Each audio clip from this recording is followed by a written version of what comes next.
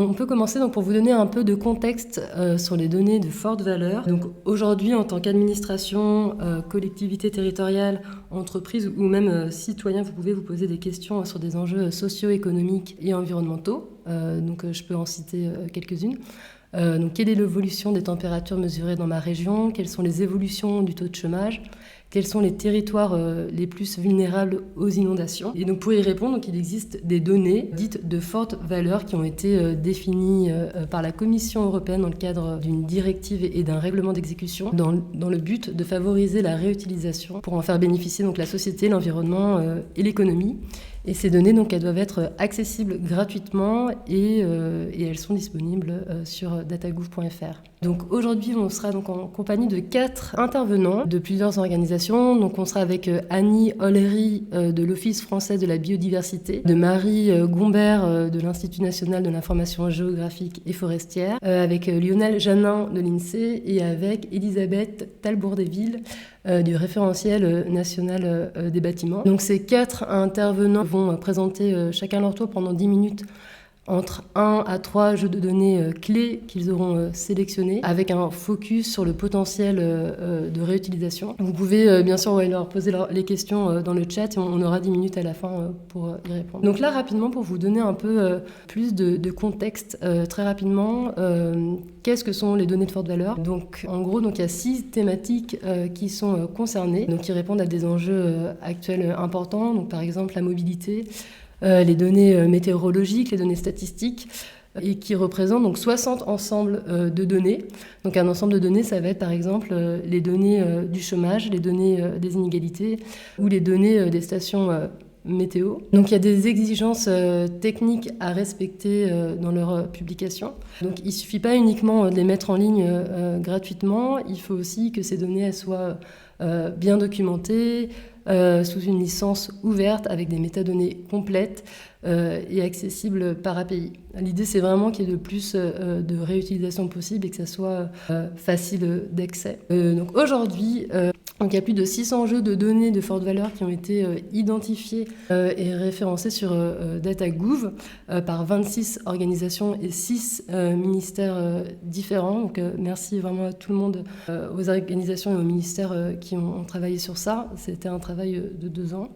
Et l'idée par la suite, donc, c'est d'améliorer donc, avec les producteurs de données la qualité de ces jeux et aussi de poursuivre l'ouverture des jeux de données qui sont toujours attendus.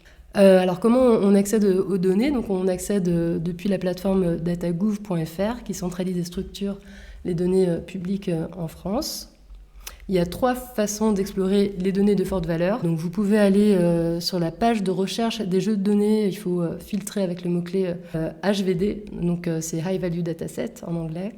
On a aussi une page ouverturedata.gouv où on liste toutes les données réglementaires et donc on a aussi un tableau qui concerne les données de forte valeur. Et enfin, on a aussi une page thématique où là, pour le coup, on a mis une sélection, donc on n'a pas toutes les données de forte valeur pour que ça soit un peu plus découvrable pour le grand public. Du coup, je te laisse la parole, Annie, pour présenter les 2 jeux de données de l'OFB. Ouais.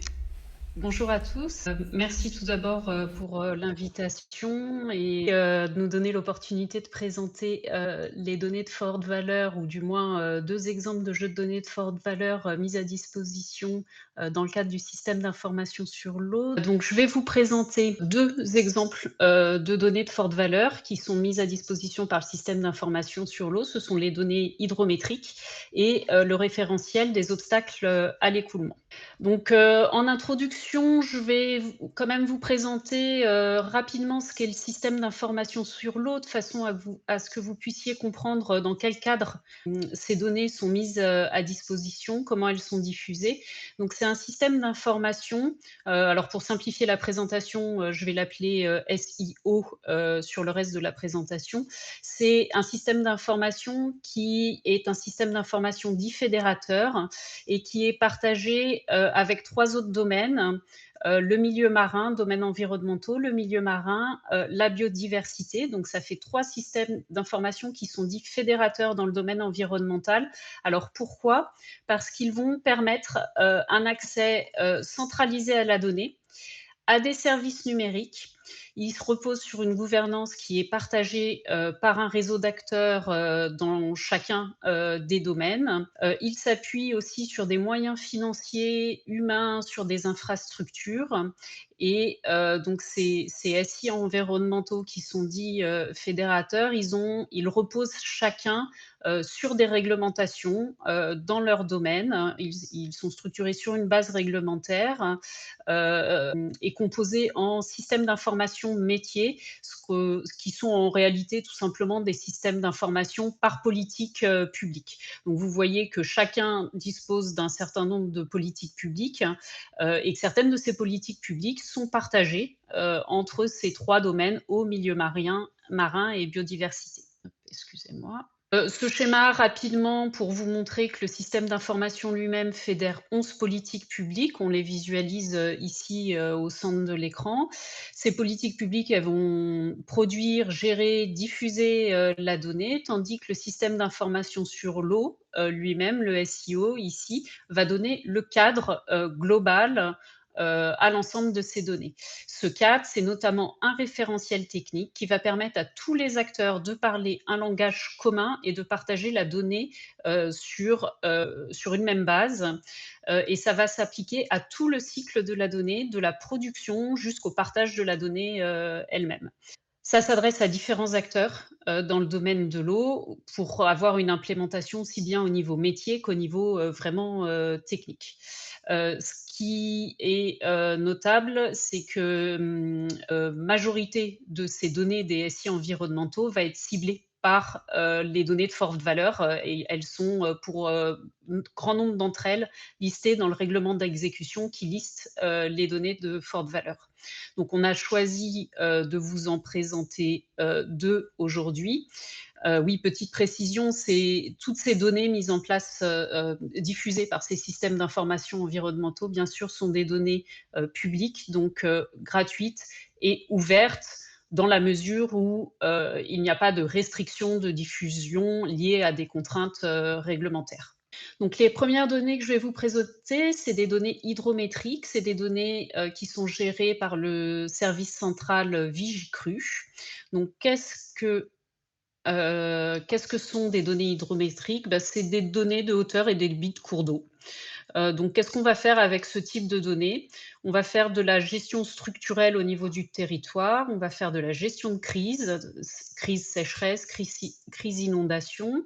C'est des données qui vont avoir des impacts, réglementaires. Elles vont servir par exemple à prendre des arrêtés sécheresse qui vont définir, quels usages de l'eau sont autorisés sur un territoire en période de crise, par exemple. Elles ont aussi des impacts qui sont physiques, sur la navigation ou sur la pêche, par exemple. D'où viennent ces données? Elles sont administrées par le service central Vigicru. En termes de production, elles sont majoritairement produites par l'État, également des opérateurs et des collectivités territoriales. Et donc, pour accéder, il y a un site dédié, le site de l'hydroportail, une API et elles sont également mises à disposition, bien sûr, aussi bien les jeux de données en téléchargement que l'API sur data.gouv.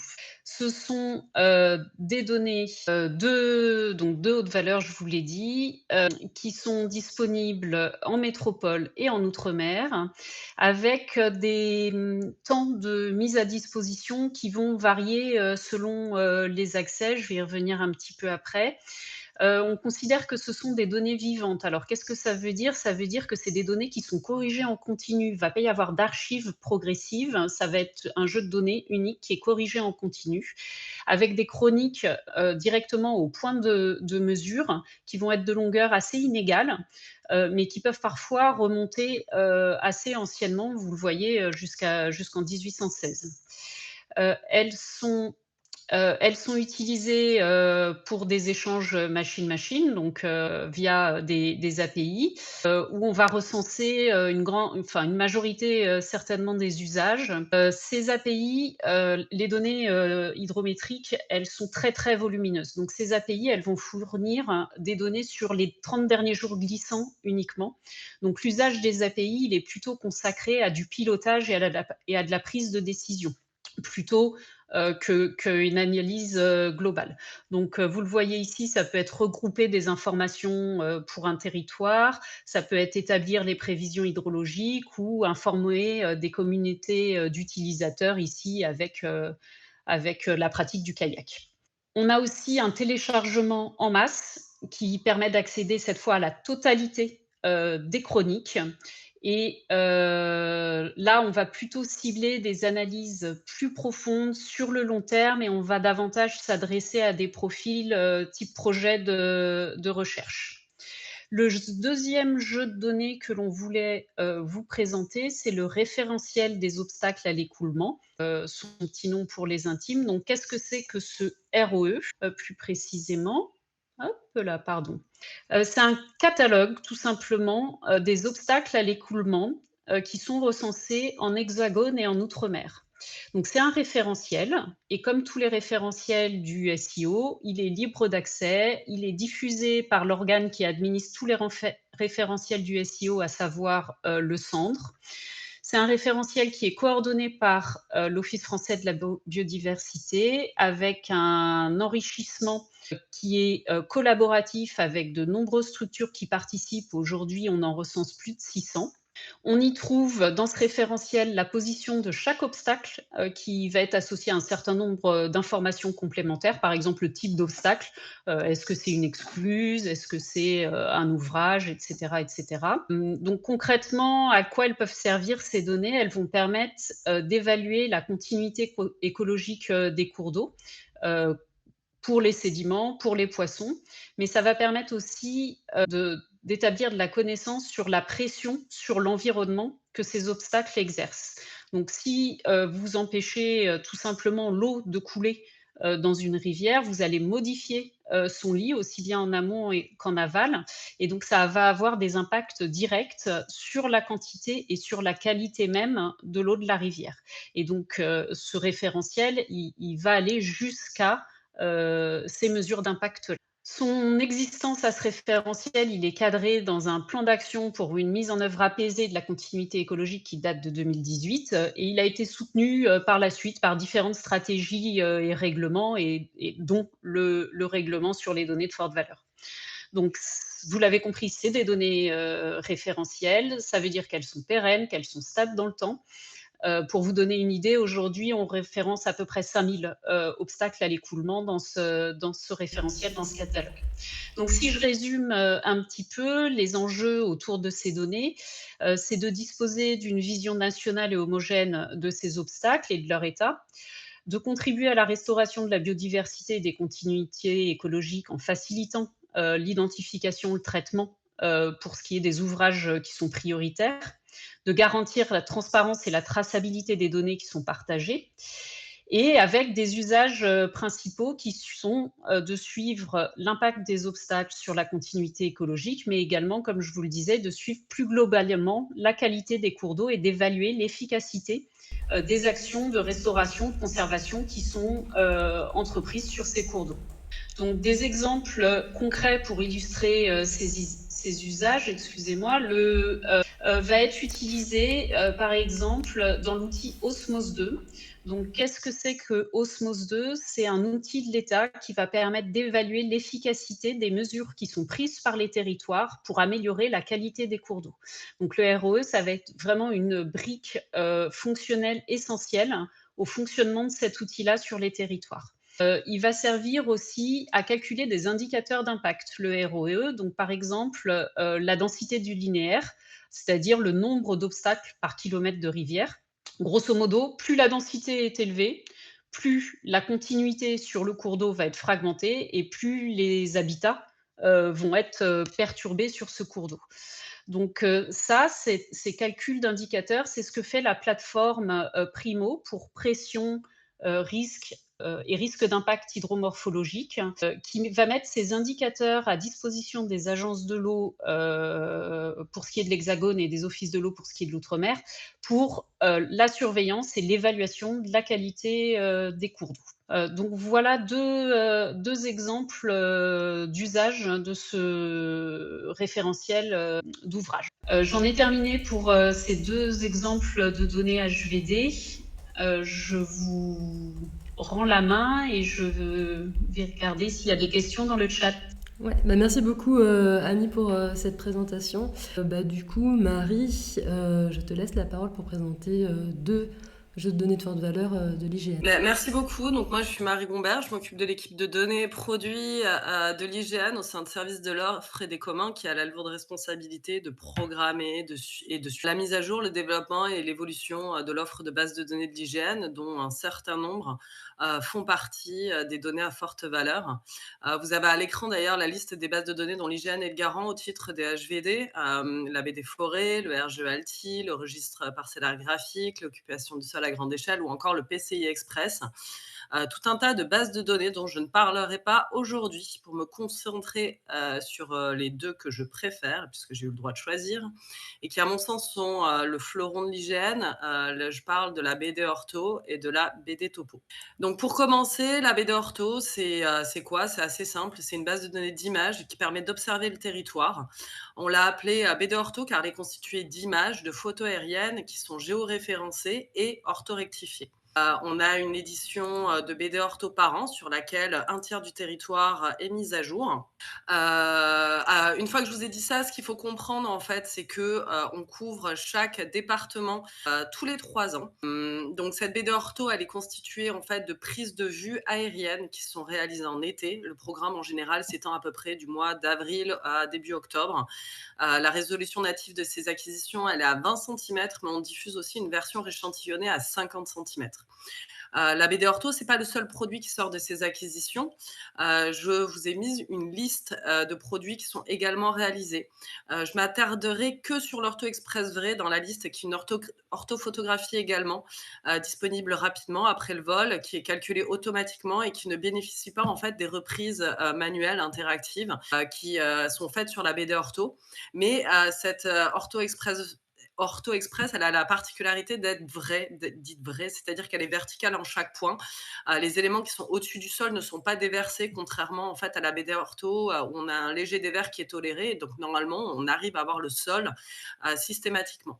Donc cette Ortho Express, elle n'est disponible qu'en streaming, alors que la BD Ortho est disponible en streaming et en téléchargement. Ce qui est intéressant en fait dans la BD Ortho, comme un certain nombre de bases de données d'IGN, c'est la profondeur historique des données dont vous avez accès. La BD Ortho existe en tant que telle depuis les années 2000. Il faut que je change d'ailleurs. Depuis les années 2000.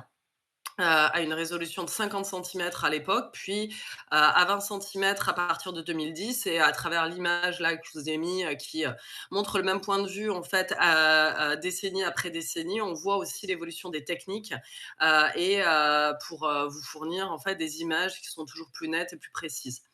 L'IGN dispose aussi d'un patrimoine photo important et pour vous en faciliter l'usage, on a réalisé des BD topo dites historiques qui couvrent 3 périodes importantes de la France. La première version, en fait, 45-65, qui est disponible à l'heure actuelle en téléchargement aussi et en streaming. La période 66-80, qui est en cours de finalisation. Elle devrait être normalement terminée cette année.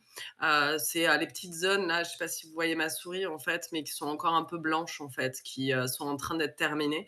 Et vous avez aussi la BD Ortho historique V3, donc qui couvre les années en fait 80-95, qui est assez partielle pour l'instant, qui se réalise selon les opportunités de chantier qui sont commanditées en fait par les acteurs publics. Alors, qui est-ce qui utilise cette BD Ortho? Je vous ai mis quelques exemples d'utilisation qui sont bien entendu plus nombreux, mais ceux-là, je les trouvais assez représentatifs. Là, la BD Ortho, elle sert comme fond de plan. Il faut savoir que Apple Maps, par exemple, utilise la BD Ortho. pour représenter justement ces différentes offres sur le territoire. On a aussi une utilisation qui est plus technique. Là, je vous ai mis par exemple celle d'Engie. J'aurais pu parler aussi celle de l'IGN, puisqu'on l'utilise de la même manière, mais on entraîne en fait des modèles de segmentation d'images sur de la BD ortho qui permet d'attribuer à chaque pixel en fait une valeur. Et là, en l'occurrence, à savoir si la surface est perméable ou imperméable.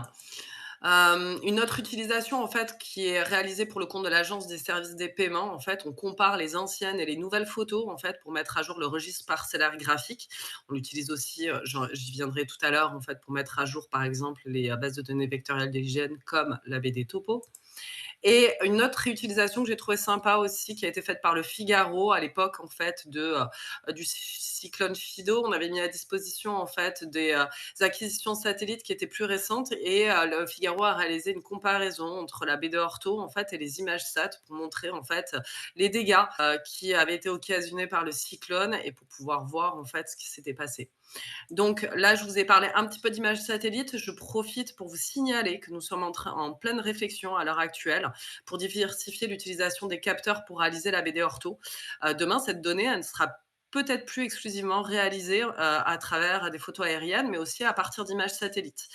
Ça, c'est rendu possible aujourd'hui par le développement de nouveaux types de capteurs comme Pléiade Neo qui nous fournit des images à 30 centimètres. Les enjeux, c'est de pouvoir augmenter la fréquence des acquisitions et aussi de pouvoir couvrir une plus large partie du territoire en fait sous un même millésime.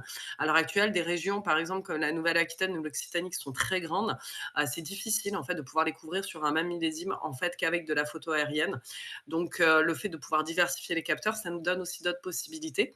Mais ça aussi des contraintes, notamment des contraintes en matière d'accès d'image ou encore certains aspects techniques. Je vous ai parlé un petit peu du dévers tout à l'heure, mais qui est un peu plus important sur l'imagerie SAT. On vous a mis à disposition des jeux tests et un démonstrateur pour vous permettre de voir ces changements.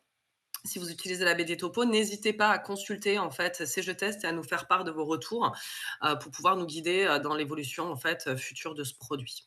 Donc maintenant, le deuxième jeu de données dont je vais vous parler, c'est la BD Topo.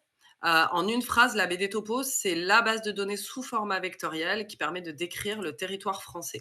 C'est une base de données en fait d'intérêt général et qui décrit de manière cohérente entre elles les principaux éléments qui composent le territoire français et ses infrastructures. On a coutume de dire qu'elle est mise à jour en continu. Elle évolue effectivement tous les jours, mais la fraîcheur de l'information est quand même assez corrélée à la BD ortho du département. C'est lié aux techniques en fait qu'on utilise pour pouvoir la mettre à jour. J'en parlerai tout à l'heure. La BD Topo, elle existe depuis 2002. Je dis voire même avant, puisqu'on s'apprête à diffuser une BD Topo historique qui remonte à 1993, qui, bien évidemment, en 93, n'était pas dans la forme dont on la connaît aujourd'hui, néanmoins, qui sont des éléments qui permettent aussi de voir l'évolution du territoire et ça nous semblait utile quand même de vous le mettre à disposition. La BD Topo, elle décrit le territoire à travers 9 thématiques: l'hydrographie, les bâtiments, le transport, l'occupation du sol, un thème administratif aussi avec les limites de communes, tout ce qui est services à activité, des zones réglementées, des lieux nommés et des adresses qu'on a rajoutées récemment, qui sont issues de la base adresse nationale et qu'on fait coller aussi au nom de voie sur la voirie. La BD Topo, c'est important de le dire, elle fournit des données qui sont contrôlées, qui sont qualifiées et qui sont documentées. C'est important en fait de le signaler dans le domaine de l'open data, c'est quelque chose qui est important. On a mis en place d'ailleurs un moteur de recherche qu'on a appelé BD Topo Explorer qui permet de chercher des éléments qui se trouvent effectivement dans la BD Topo. C'est plus pratique qu'un PDF de 300 pages et donc si vous cherchez quelque chose de précis, il suffit de taper un mot-clé, on vous explique si ça existe, où est-ce que ça se trouve. Donc, je vous en parlais tout à l'heure. Comment est réalisée cette BD Topo? D'abord par des humains qui la complètent chaque jour en scrutant le territoire, que ce soit des opérateurs IGN qui sont formés pour ça, ou alors des partenaires. On travaille avec beaucoup de pompiers, de conseils départementaux, de métropoles et d'agglomérations qui contribuent en fait à décrire et à fournir les éléments clés en fait qui composent le territoire. On a aussi beaucoup d'ingénierie autour de cette base de données, soit via l'intégration de données ouvertes. Récemment, on a intégré en fait tout ce qui sortait en fait de la base de données Data ES du ministère des Sports. On exploite aussi chaque année l'annuaire du service public, de la DILA ou encore Finesse. Bon, je ne vais pas tous les citer ici, mais il y a quand même un certain nombre de bases de données qu'on exploite chaque année. Et on la met à jour aussi via l'intégration automatique en fait de données qui sont générées par IA, soit à partir de la BD Ortho, soit à partir du nuage de points du programme LIDAR HD. On met à jour beaucoup de bâtis notamment maintenant grâce à ces technos-là. Donc du coup, cette base de données, vous pouvez la récupérer dans plein de formats et plein de manières différentes. En téléchargement millésimé, donc on a une édition qui sort 4 fois par an, en GPKG, en Shape, en SQL. Le Shape vit quand même ces dernières années, mais il y a encore quelques territoires qui sont fournis par Shape. Et de façon aussi express, ces versions-là bénéficient de moins de contrôle parce que tout, sur les téléchargements millésimés, en fait, on a des contrôles supplémentaires qui sont réalisés. Donc cette BDO Topo Express est diffusée quand même de manière hebdomadaire en téléchargement. On la diffuse aussi en streaming, vous voyez tous les formats. Et on a aussi une mise à disposition en continu qui est accessible depuis l'espace collaboratif en fait, de l'IGN. Donc il faut savoir que ça existe. Si vous voulez avoir la BD Topo de la veille, c'est là-bas en fait, que vous la trouverez. Alors, qui utilise la BD Topo? C'était important. Moi, j'ai voulu mettre en premier en fait l'IGN est le premier utilisateur en fait de sa base de données, notamment pour réaliser en fait les top 25, les cartes papier qui sont cartographiées ensuite derrière. C'est pas effectivement pas de la BD Topo brute. En revanche, Plan IGN exploite la BD Topo de façon automatique pour produire justement ce fond de plan. Je cite aussi le CSTB, le Centre scientifique et technique du bâtiment, qui réalise la base de données nationale des bâtiments à partir des bâtiments aussi de la BD Topo, qui les enrichit avec tout un tas de données tierces. Mais on collabore énormément avec le CSTB autour du bâti. Je voulais parler aussi de cette start-up d'État, Dialogue, qui, lorsqu'un arrêté en fait de circulation définit une interdiction de circuler, en fait, l'emplacement géographique est calculé à partir de la base d'adresse nationale et après le tronçon linéaire concerné est extrait de la BD Topo. Et après, j'ai cet exemple-là aussi que je trouvais intéressant de France Nature Environnement qui élabore en fait des cartes de paysage pour protéger les continuités écologiques dans les territoires. Et vous voyez en fait dans les descriptions qu'ils avaient fait, ils utilisent le bâti, les voies ferrées, la voirie pour pouvoir en fait produire ces cartes de paysage. C'est que quelques exemples, il y en a énormément d'autres. On essaie de les référencer. N'hésitez pas d'ailleurs si vous avez des exemples à nous communiquer, ça nous intéresse toujours de voir ce que vous faites avec les données qu'on vous met à disposition. Donc du coup, pour aller plus loin, si vous avez des questions, on a une seule adresse, il ne faut pas hésiter à l'utiliser, contact.geoservice@ign.fr. Et pour suivre les actualités des données et des produits IGN, sachez que vous pouvez vous abonner à la lettre d'actu des géoservices. On a un compte IGN aussi sur LinkedIn. Et après, on est présent sur tout un tas de forums. Je vous ai parlé le GeoRéseau. Merci beaucoup Marie pour ces différents cas d'usage. Lionel, on te laisse la parole et présenter donc je crois ces 3 jeux de données de l'INSEE. Merci. Exactement. Bonjour à toutes et à tous. Je suis très heureux de pouvoir faire une petite présentation de jeux de données de l'INSEE. Donc moi, Lionel Janin, je suis chef du département de l'offre éditoriale à l'INSEE, donc qui gère à la fois les publications et sites web sur lequel il y a cette diffusion de données en open data. Donc, Institut national de statistique, pour le coup, je peux m'inscrire dans ce que décrivaient mes collègues avant, sur le côté, essayer de faire fournir de la donnée ouverte depuis longtemps. Donc, notre métier, c'est de fabriquer des statistiques. Peut-être les petits points que je peux rajouter comme précision, c'est qu'il y a dans le nom, il y a Institut national de statistique et les études économiques. Donc, par rapport à d'autres instituts, non seulement on produit des statistiques, c'est ça qu'on peut mettre à disposition, mais on en fait aussi des analyses nous-mêmes. Donc, on est aussi un gros consommateur de nos propres données pour essayer de fournir des éclairages sur le débat public, à la fois dans les domaines économiques, sociaux, et donc de fabriquer ces différents indicateurs. Et on gère aussi des grands indicateurs, donc qui sont pas des grands répertoires, donc Sirène, répertoire des personnes physiques, c'est ce qui donne le numéro de sécurité sociale, ou le répertoire électoral, donc qui ne sont pas des jeux de données HVD, mais qui évidemment sont aussi des données qui peuvent être très structurantes pour l'activité. Et puis, je voulais aussi signaler que l'INSEE joue un rôle de coordination de la statistique publique qui est produite par l'INSEE, mais aussi par tous les services statistiques ministériels dans les domaines éducation, travail, environnement, sport, défense, etc., etc. Et donc, les données que je vais présenter là, ce sont ceux de l'INSEE, mais vous pouvez trouver des données en open data extrêmement intéressantes sur les sites aussi de ces autres institutions. Donc, il y a une grande richesse de ces productions statistiques. Je voulais aussi faire en introduction un petit propos sur le petit mode d'emploi des données. C'est un peu l'équivalent de comment est-ce qu'on les fabrique, ces données-là. Alors, c'est des statistiques. Et donc, statistiques, c'est on fait des moyennes, c'est-à-dire qu'on va certes récupérer des données au départ qui sont des données individuelles, mais je sais que c'est parfois une source de frustration pour certains qui disent mais pourquoi on n'a pas accès aux données individuelles? Pour d'autres, c'est heureusement un caractère assez rassurant, c'est que En fait, nous, on récupère la donnée au niveau élémentaire, soit d'une personne, soit d'une entreprise, mais on applique scrupuleusement le respect du secret statistique et de la protection des données à caractère personnel. C'est-à-dire que les données qui seront diffusées seront toujours des agrégats à une certaine échelle, ou si c'est des données individuelles, c'est des cas où il n'y aura pas la possibilité de faire de la réidentification. Et puis peut-être pour donner un petit éclairage qui explique aussi certaines, parfois, les limites aussi sur les données, comment est-ce qu'on obtient ces données-là? Parce que voilà, nos collègues ont des systèmes d'information dans le monde physique, l'IGN prend des photos, ben, nous ce qu'on fait, c'est qu'on veut récupérer des données sur des personnes, des entreprises, on utilise soit des enquêtes, et donc là, les enquêtes, ben, on interroge des gens, et à la différence d'un institut de sondage, souvent, c'est qu'on tire vraiment des gens au sort dans une base de données où on essaie de lister l'ensemble soit d'une population concernée, soit un ensemble de logements. Et dans ce cas-là, on a des résultats qui sont bien contrôlés, mais forcément qui sont limités par la taille de l'échantillon. Donc, il y a souvent la question, mais pourquoi est-ce qu'on n'a pas une statistique où on a le taux de chômage à l'échelle d'une ville? Ben parce que le taux de chômage, on le mesure en tirant des gens au sort. Ça permet d'avoir une bonne mesure du taux de chômage qui est beaucoup plus fiable que les données administratives. Mais évidemment, il y a une limite à la précision géographique qui peut être obtenue. Et on a une autre source qu'on utilise dans certains cas, qui sont des données administratives. C'est des données qui vont venir de renseignements qui sont fournis à la sécurité sociale, de données qui sont sur des impôts. Et donc là, c'est des données qui seront souvent plus riches, on aura plus d'observations, mais qui peuvent donner lieu à des retraitements avant d'être diffusées, puisqu'on a ce souci de diffuser des indicateurs dont on a une certaine appréhension de la qualité de ce qu'on produit.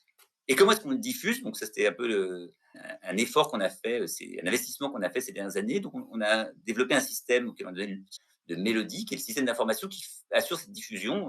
On a toujours diffusé différentes bases de données. Ben, là, on les a regroupées dans un dispositif qu'on remplit progressivement, avec à la fois un catalogue des jeux de données disponibles, des métadonnées standardisées. Donc là aussi, il y a un gros effort pour s'inscrire dans les normes d'Eurostat, un accès par API et un explorateur de ces données, avec à ce jour 92 jeux de données qui sont disponibles et qu'on enrichit. Et parmi eux, une partie seulement sont des jeux classés à forte valeur, mais il y en a d'autres. J'en profite pour faire un point pour les usagers assez avertis. La BDM, Banque de données macroéconomiques, qui est l'API historique, elle va s'arrêter fin 2026. Donc, si jamais vous êtes des utilisateurs habitués, il faudra passer sur Mélodie. Donc, en tout cas, je profite de cette occasion pour attirer votre attention sur le sujet. Et dernier point, en lien avec ce que j'ai évoqué précédemment, toutes les données qu'on diffuse, ben, elles sont souvent liées à des principes sur comment on les a acquises, à quel point il faut être vigilant. Et on a toute une documentation qui est disponible à côté du jeu, et notamment sur le site insee.fr. Ceci étant dit, je vous en propose peut-être une exploration de trois exemples. Donc, on a un jeu de données qui couvre à la fois les questions d'activité, emploi et chômage en série longue. Là, on est sur des historiques depuis 1975. Donc là aussi, on essaie de le faire depuis longtemps. Et on regarde différents indicateurs sur le chômage-emploi et qu'on décline sur différentes variables, le sexe, tranche d'âge, la catégorie socio-professionnelle. Et à quoi ça peut nous servir? Encore un peu comme l'IGN, on est un gros utilisateur de nos propres données pour faire ces graphiques et analyses. Un exemple, je me proposerais peut-être de faire une petite exploration graphique à la fin, s'il reste quelques minutes, c'est bien de fabriquer, par exemple, l'historique du taux de chômage avec différents territoires, en l'occurrence la géographie Mayotte et France métropolitaine sur le graphique qui vous est présenté. Un deuxième qui est emblématique des travaux qu'on réalise, c'est l'indice des prix à la consommation. Donc celui qui est classé à haute valeur ajoutée, c'est la déclinaison européenne qui n'utilise pas exactement les mêmes pondérations que l'indice des prix à la consommation qu'on utilise traditionnellement en France, mais que c'est les mêmes séries sous-jacentes. En tout cas, c'est lui qui est classé jeu de haute valeur. Et donc là, pour le coup, c'est des indices de prix mensuels qui sont déposés selon un certain nombre de catégories. Alors, disponibles aujourd'hui depuis 1996, selon 423 catégories. Alors, ça va changer parce qu'en janvier prochain, on a une mise à jour, une nouvelle base. Donc, il y aura des nouvelles catégories de produits dans une grande révision avec une petite modification, mais ça reste des indices qui sont diffusés tous les mois. Et à quoi ça peut servir? On peut extraire, j'en ai trouvé le prix de l'huile d'olive. Donc, si vous demandez, mais comment se fait-il que le prix de l'huile d'olive a augmenté, ou est-ce que c'est juste votre supermarché? Voilà, quand on le mesure à l'échelle nationale, on voit bien l'augmentation récente du prix de l'huile d'olive. Et après, on peut avoir des publications dans lesquelles on en fera l'exégèse sur les problèmes à la fois climatiques ou autres qui expliquent cette envolée de prix. Et puis le troisième que j'ai choisi pour cette petite démonstration, c'est la fréquentation des hébergements touristiques, où là, à nouveau, on a quels sont les nombres de nuitées par type d'établissement, par hôtel, donc coquille, hôtel, camping et autres, déclinés par territoire. Et là, à nouveau, C'est quand même dire, mais on n'a pas les résultats territoire, enfin, camping par camping. Non, effectivement, c'est là qu'on est bien sur la statistique, les résultats agrégés. Donc, c'est des résultats à l'échelle de la région ou du département. Et ben, ça permet de faire une publication, en tout cas là, c'est de l'INSEE sur l'essentiel sur le tourisme, qui par exemple regarde un petit peu d'où viennent de quel pays viennent les personnes qui vont dans les campings en France et éventuellement les évolutions dans le temps, avec, sur cet exemple-là, la prépondérance des Néerlandais dans les campings, ce qui permet de quantifier quelque chose qui est une habitude qui est bien connue. Donc, voilà cette petite présentation. Et je prends peut-être juste une minute pour vous montrer un peu à quoi ça ressemble de façon interactive, si j'y arrive. Donc, si vous avez des questions, n'hésitez pas à me contacter. Comment on peut y aller? Si vous pouvez y aller depuis DataGouv en tapant catalogue INSEE données, vous tomberez sur votre moteur de recherche favori sur le site. Et sinon, vous avez un petit lien depuis la page d'accueil de l'INSEE vers ce catalogue. C'est un catalogue de jeux de données avec nos 92 résultats de recherche. Vous pouvez y arriver aussi si vous êtes sur DataGouv, sur les jeux à haute valeur. Vous pouvez récupérer directement le fichier, les API. Vous pouvez retomber aussi sur le site de l'INSEE, avec à chaque fois un descriptif du jeu de données, des métadonnées qui sont bien normalisées, qui peuvent être téléchargées avec des indicateurs qui sont conformes aux normes européennes, et un explorateur qui permet une première prévisualisation des données, donc avec les différentes, voir un peu le format de la table, et vous pouvez récupérer directement l'API qui va ensuite récupérer les données, ou éventuellement vous avez quelques séries, je ne sais pas si on prend du taux de chômage, il y a quelques filtres qui ont été présélectionnés pour arriver à récupérer des données sur cet explorateur, et puis ensuite vous pouvez récupérer le jeu de données qui vous intéresse. Donc, vous avez l'équivalent pour les prêts à la consommation, la fréquentation touristique, et ensuite voilà un peu le genre de choses qu'on peut arriver à produire, en tout cas que nous on produit dessus, c'est bien vous apporter des éclairages sur ces indicateurs économiques et sociaux que peuvent être chômage, activité, emploi. Donc merci beaucoup de votre attention. Merci beaucoup Lionel pour ces différents cas d'usage très concrets. Du coup, Elisabeth, je te laisse clore ce tour de table pour présenter le référentiel national des bâtiments. Merci. Bonjour à tous, merci d'être restés jusqu'au bout de cette présentation. Donc, moi, je vais vous présenter une dernière donnée à haute valeur qui est la donnée RNB, donc le référentiel national des bâtiments, qui est une donnée qui est beaucoup plus récente que celles qui ont pu être présentées jusqu'ici, mais néanmoins tout aussi intéressante du point de vue de ce qu'elle facilite, notamment dans l'interopérabilité des données bâtimentaires. Donc, je ne sais pas si vous connaissez déjà le RNB, mais l'idée, c'est vraiment d'avoir créé, donc, par le biais d'une start-up d'État, donc aujourd'hui, c'est encore une start-up d'État, qui est financée par plusieurs administrations, mais toutes sous l'égide du MTE globalement, une donnée qui permet de répondre aux besoins de croisement des données bâtimentaires. Donc, jusqu'à présent, les bâtiments étaient identifiés principalement par leurs adresses, mais c'est un champ qui est largement perfectible pour ce qui concerne la saisine. Donc, on peut toujours faire des erreurs quand on saisit une adresse puisque c'est un champ texte, ce qui entraîne aussi du coup une difficulté de l'utiliser comme donnée pivot pour croiser les données. Et par ailleurs, dès lors qu'on a plusieurs adresses sur un bâtiment ou plusieurs bâtiments derrière une adresse, en fait, les croisements deviennent largement, très complexes. Et donc, il est apparu qu'il y avait vraiment besoin d'un système commun de repérage des bâtiments. Et donc, c'est pour ça qu'on a créé le référentiel national qui accole, comme vous pouvez le voir à gauche, un identifiant unique pour chaque bâtiment. Et cet identifiant est ensuite, l'idée étant qu'il soit présent dans l'ensemble des bases de l'État, mais aussi d'acteurs privés qui traitent de la donnée bâtimentaire. Et ainsi, chacun peut retrouver dans sa base l'identifiant unique partagé qui permettra ensuite d'exploiter les données à travers les différents acteurs qui le réutilisent. Donc, le RNB, c'est une future donnée de référence puisqu'on est en train de lui conférer une base légale dans le projet, la PPL de simplification du droit de l'urbanisme qui doit être signée par l'Assemblée nationale. Donc, dès que ça, ce sera fait, on aura une base légale pour ce référentiel. Donc, comme je vous le disais, c'est vraiment l'idée d'avoir une donnée et un socle commun pour la maille bâtie, mais ça s'inscrit de manière plus générale dans la notion de structuration de l'information géolocalisée ou globale. Et donc, le bâti, en fait, c'était vraiment un maillon qui manquait puisque il y a des bases de données pour les adresses et les balles qui remontent dans la BAN, la base d'adresse nationale. Pour les parcelles, on regarde le cadastre et pour les locaux, il y a le répertoire interadministratif des locaux.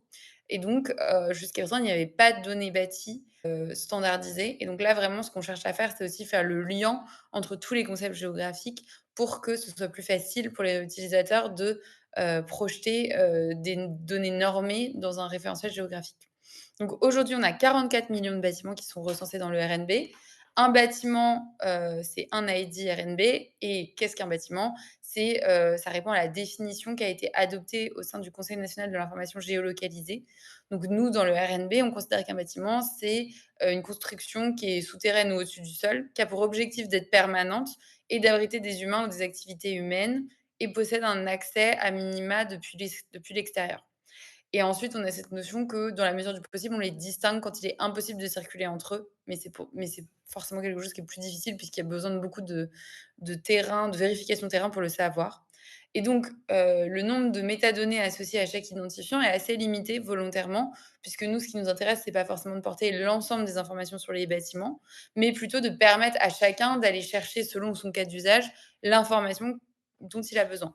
Donc nous, on donne une géolocalisation, les adresses ou l'adresse associée, le statut du bâtiment, est-ce qu'il est détruit, construit, en construction, est-ce que c'est une ruine? Donc ça reflète le cycle de vie. Et ensuite, on fait le lien avec 2 grandes bases qui ont été, utilisées pour, initialiser la RNB, ce que sont la BD Topo qui a été présentée par Marie juste avant et l'identifiant de la BDNB. Du CSTB.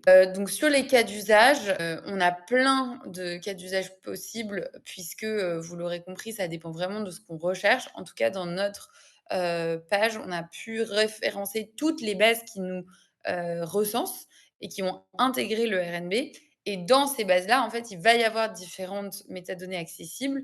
Et donc, typiquement, on va pouvoir assez vite voir que, aujourd'hui, on est intégré dans les bases de données DPE de l'ADEME, c'est-à-dire qu'à la fois, on est intégré dans les logiciels des éditeurs de DPE qui, quand ils éditent et qui créent un DPE, vont, intégrer le RNB ID dans leurs outils.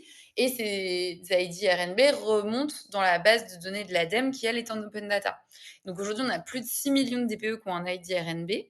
Et donc, grâce à ça, on peut déjà mieux visualiser, potentiellement qu'est-ce qui fait, l'objet d'un DPE, donc les catégories de bâtiments. Enfin, voilà, ça aide à l'analyse de la base en elle-même. Mais au-delà de ça, c'est en fait réutiliser. Et là, on a parlé de DataES tout à l'heure, Marie t'en a parlé, mais du coup, typiquement, DataES, donc qui a le ministère, qui a les équipements, sportifs en base. Donc ils ont, à peu près 250 équipements sur lesquels ils ont pu, sur un échantillon, récupérer grâce à l'identifiant RNB, les DPE.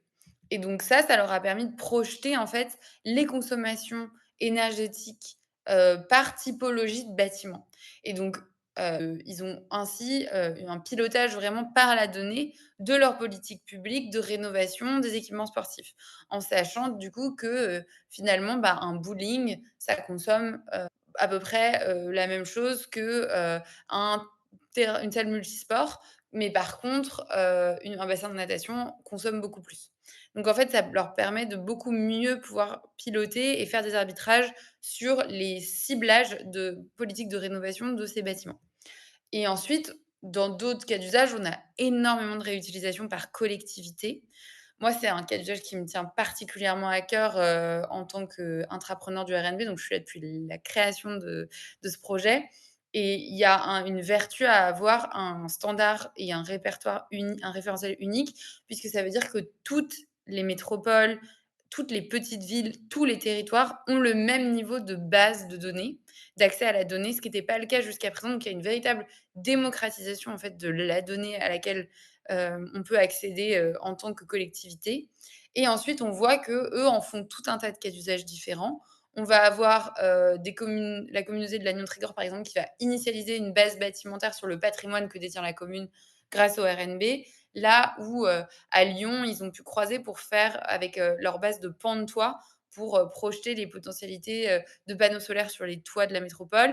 À Marseille, ils l'utilisent pour l'insalubrité des bâtiments et mieux gérer, les arrêts d'insalubrité. Donc voilà, on voit qu'il y a une pluralité, en fait, énorme de cas d'usage pour les métropoles.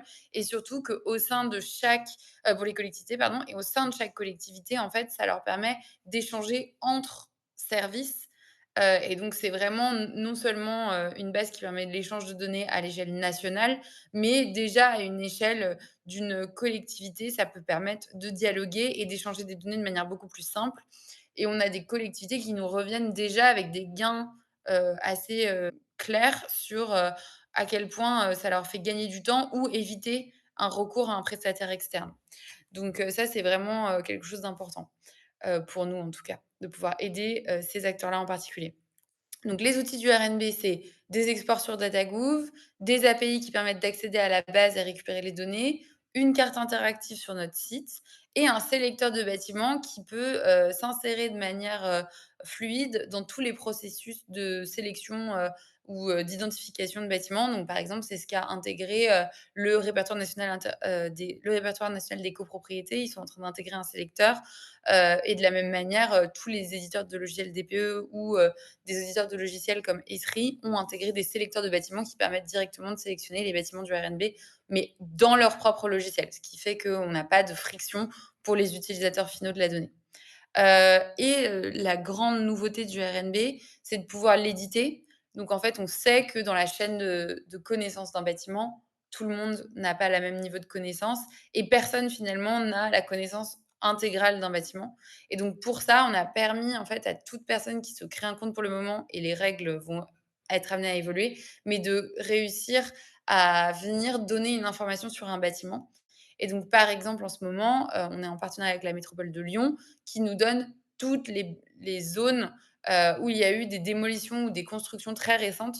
Et donc dans le RNB, finalement le flux en fait, de construction-démolition est en train d'être suivi qui est en réalité est en train d'être reflété dans le RNB quasiment en temps réel.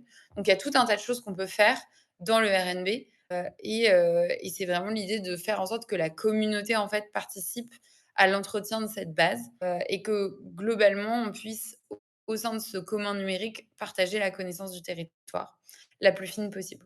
Donc voilà, c'était très rapide. Donc bien sûr, si vous avez plus de questions, vous n'hésitez pas à nous envoyer un mail à rnb@fr, et vous pouvez évidemment vous abonner aussi à notre compte LinkedIn, nos newsletters, et on est sur les différents, forums également. Si vous avez des questions, on sera ravis de vous y répondre, à ce moment-là. Merci beaucoup. Merci beaucoup, Elisabeth, d'avoir apporté un éclairage sur ces données qui sont effectivement très utilisées par la communauté. Merci à tous les quatre. J'ai vu qu'il y avait quand même pas mal de questions qui ont été répondues dans le chat. Je vais juste regarder si on a des nouvelles auxquelles on n'aurait pas répondu. Je crois pour le RNB, donc pour toi, Elisabeth, il y a une question. Moi, je ne les vois pas, les questions. Alors, je vais te la lire. Allez-vous inscrire le RNB dans la loi ou dans la réglementation par un décret? Merci par avance. Oui, du coup, c'est ce que je disais au début. On est dans le projet de loi sur la simplification du droit de l'urbanisme. Oui, donc on est dans le projet de loi de simplification du droit de l'urbanisme, qui a été voté en commission mixte et validé en commission mixte paritaire, signé par le Sénat, donc il manque plus que les signatures de l'Assemblée nationale, ce qui en ce moment n'est pas forcément chose la plus évidente, mais on ne désespère pas que ce projet de loi fait largement consensus et qu'il devrait finir par aboutir. Et une fois que ce projet de loi on sera inscrit dans le Code de la construction et de l'habitation, le CCH, qui va ensuite permettre de pouvoir prendre en effet des décrets d'application pour rendre en fait le RNB utilisé par la plupart des processus administratifs qui ont attrait au bâtiment, donc notamment les permis de construire et l'urbanisme en général, mais aussi typiquement les DPE. Et en parallèle, en fait, ce qui est intéressant dans la démarche du RNB, c'est qu'on n'a pas attendu la loi pour faire en sorte que ce soit obligatoire. Typiquement dans les DPE, on est quasiment intégré à tous les logiciels déjà. Donc quand l'obligation réglementaire arrivera de le faire de manière obligatoire, en fait, ils l'auront tous déjà intégré. Ils auront pu nous faire des retours terrain. Et c'est en ça que la construction du RNB est vraiment un commun où on s'appuie beaucoup sur les utilisateurs et leurs retours. Merci beaucoup pour la réponse. On a une autre question de Laurence Pitou qui demande s'il existe un identifiant unique pour un groupe d'habitation immeuble d'une résidence sociale, qui est pour toi aussi encore, Elisabeth. Ouais, je pense que c'est le RPLS qui sera le répertoire le plus proche pour ça. Et donc, nous, on est en train d'essayer de faire le lien justement entre les identifiants de bâtiments et les identifiants RPLS. Donc, typiquement sur un grand ensemble immobilier, que ce soit un logement social, soit par exemple un hôpital ou un campus universitaire, il va y avoir plusieurs ID RNB associés. mais ils seront identifiés par l'identifiant RPLS dans le cas des logements sociaux. Donc on peut avoir un LS et plusieurs INB associés, et tout ça devrait se retrouver dans le RPLS assez prochainement, dans les prochaines semaines normalement. Ok, merci beaucoup. Je crois qu'il y a encore une autre question pour toi, Elisabeth. De P. Busson, est-ce que le RNB est relié aux données DGFIP? Ah, j'ai perdu la fin. Est-ce que le RNB... Pardon, est-ce que les données sont reliées aux données DGFIP? Pas encore, mais on y travaille. L'idée étant en effet de réussir, comme je vous le montrais sur le schéma, à avoir une chaîne de valeur assez unifiée entre les différents concepts géographiques. Donc comme la DGFIP détient les informations sur les locaux, l'idée c'est pareil de réussir à pouvoir dire il y a X locaux dans tel bâtiment. Et donc ça on y travaille, mais c'est pas encore le cas pour le moment. Ok, merci beaucoup Elisabeth. J'ai 2 questions pour l'IGN, donc pour Marie Gombert. Donc de Marie-Sophie de Dieu de l'INRAE, qu'en est-il de la mise à disposition par l'IGN des couches d'infos sur les haies, le bio, les prairies permanentes dans le RPG? Merci. Alors, c'est en cours. On est justement dans les starting blocks là, pour sortir le RPG cette année, ce qui présente un défi, je vous le cache pas, puisque c'est plus une seule couche d'information, mais là on a 7 jeux de données qui doivent sortir. Donc on est en train de préparer justement toute la communication, la documentation associée à tout ça, parce que c'est quand même beaucoup de changements. Donc voilà, on en parlait encore hier, ça va arriver. Notamment tout ce qui est surface dans l'agricole. Ok, merci. Et du coup, j'enchaîne. Il y a une deuxième question de Julien Petit. Par curiosité, il y a combien de personnes sur place à la capture de données? Je pense qu'il faisait référence à la BD Topo. À la capture de données? Oui.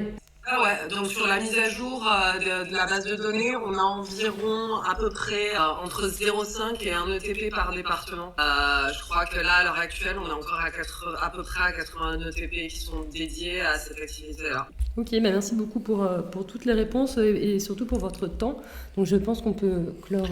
Ouais, on a déjà un petit peu dépassé le temps. Merci encore pour ces présentations, c'était vraiment intéressant. Moi, j'ai appris plein de choses. Et c'est intéressant de voir à la fois les bases de données et les usages qui en sont faits et de mettre les deux en regard. Et on voit qu'il y a plein de jeux de données différents. J'espère que ça a permis au public de découvrir un peu plus en détail à quoi ça ressemble des données de forte valeur.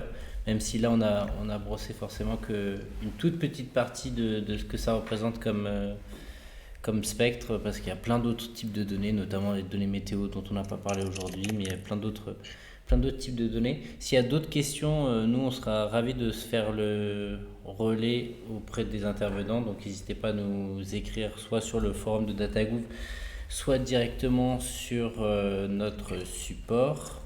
Et j'en profite pour rappeler que du coup cet événement il fait partie d'une série d'événements, donc n'hésitez pas aussi à aller voir les autres événements de la rentrée de DataGouv. Et puis voilà, merci à toutes et tous pour votre participation.